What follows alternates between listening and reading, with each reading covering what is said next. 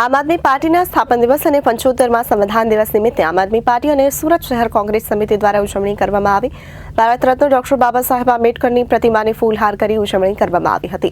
સાથે જ સુરત કોંગ્રેસ દ્વારા પણ બંધારણના આમુખની પ્રતિજ્ઞા લેવડાવવામાં આવી હતી અને આપ દ્વારા એકબીજાને મોં મીઠું કરી ઉજવણી કરાઈ હતી। ભારતીય સંવિધાનની 75મી વર્ષગાંઠને લઈને દેશભરમાં ઉજવણી કરાઈ। આથી સુરત શહેર કોંગ્રેસ સમિતિ દ્વારા 75મા સંવિધાન દિવસની ઉજવણી કરવામાં આવી।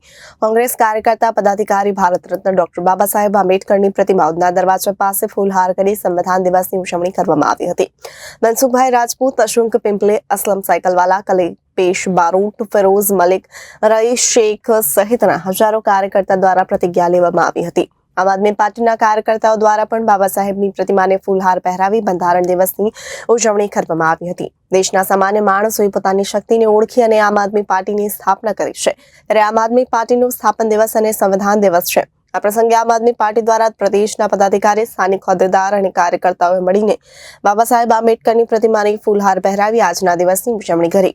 આમ આદમી પાર્ટીનો સ્થાપન દિવસ હોવાથી મોટી સંખ્યામાં કાર્યકર્તાઓએ મીઠાઈ વહેંચી એકબીજાને શુભકામના પાઠવી। આ પ્રસંગે આમ આદમી પાર્ટીના રાષ્ટ્ર સંયોજક અને દિલ્હીના ભૂતપૂર્વ મુખ્યમંત્રી અરવિંદ કેજરીવાલે પણ કાર્યકર્તાઓને શુભકામના પાઠવી અને એક સંદેશ આપ્યો હતો। આમ આદમી પાર્ટીના રાષ્ટ્ર સંયોજક અરવિંદ કેજરીવાલે કાર્યકર્તાઓને સંદેશ આપતા જણાવ્યું કે 2012નો આ દિવસ ઇતિહાસની ક્ષણ છે, જ્યારે દેશના સામાન્ય માણસોએ પોતાની શક્તિ ઓળખી અને આમ આદમી પાર્ટીની સ્થાપના કરી। અમારી અત્યાર સુધીની સફળ સંઘર્ષ, બલિદાન અને વિજયની ગાથાઓથી ભરેલી છે। છેલ્લા એક વર્ષમાં અમને ખતમ કરવાના લાખ પ્રયત્ન કરવામાં આવ્યા, પરંતુ અમારી ઈમાનદારી, લોકોનો પ્રેમ, કારીગરોની હિંમત અમને મજબૂત બનાવ્યા છે।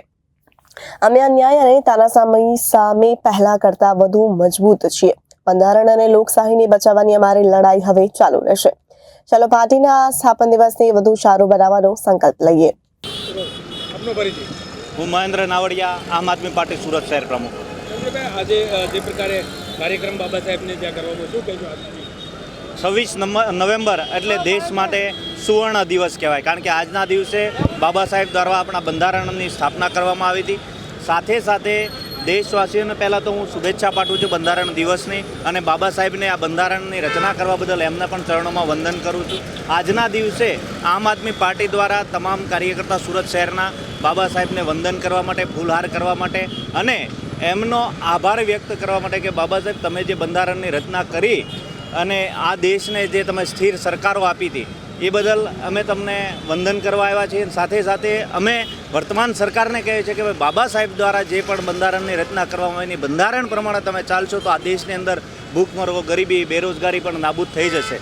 અને આજના દિવસે આમ આદમી પાર્ટી માટે પણ સુવર્ણ દિવસ છે। આજના દિવસે આમ આદમી પાર્ટીનો પણ સ્થાપના દિવસ છે, માટે હું આમ આદમી પાર્ટીના તમામ દેશના કાર્યકર્તાઓને પણ શુભેચ્છા પાઠવું છું। સાથે સાથે સૌને અપીલ પણ કરું છું કે આવનારા દિવસોની અંદર પાર્ટી ખૂબ મજબૂત કરો અને આગળ વધો, એવી સૌને શુભકામના સાથે આજના દિવસના સૌને મારા જય ભીમ। Reporter Arvind Rathod, Janadesh news, Surat.